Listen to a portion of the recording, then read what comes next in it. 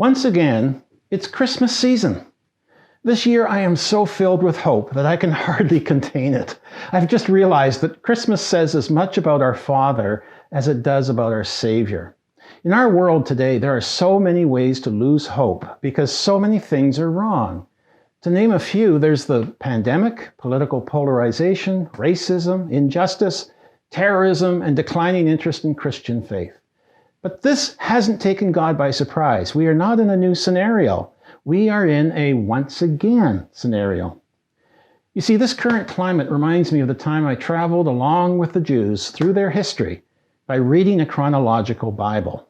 As I began to read the New Testament in early December that year, I experienced Christmas in a whole new way, as I saw clearly how wrong everything was going for the Jews at the time of Jesus' birth.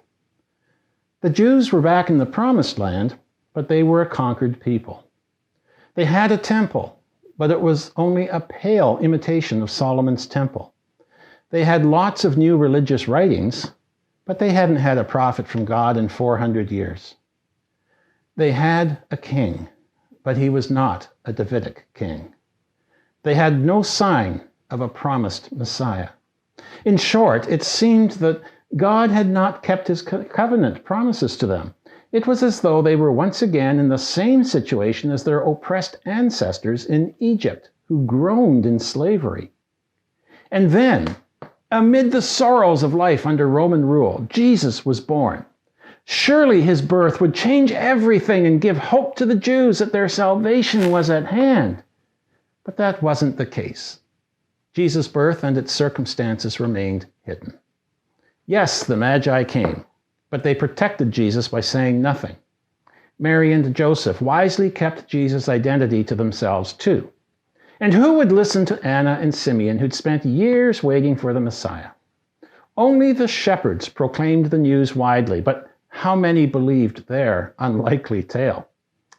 All this stifled communication led to the fact that Jesus' birth meant absolutely nothing to society at the time, because they didn't even know about it. And yet God had acted decisively to set in motion a plan that would change everything.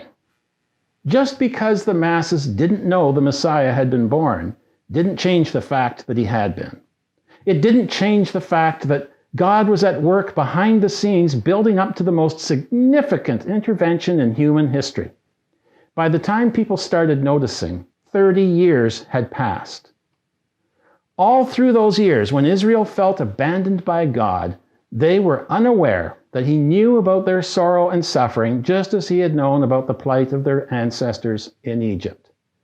And he once again kept his covenant promises and was already at work on a plan.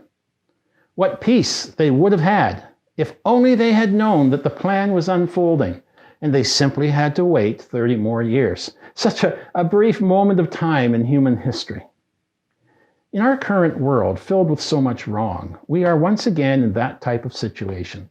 Maybe God is once again doing something new behind the scenes, and we will see its effect in 30 years.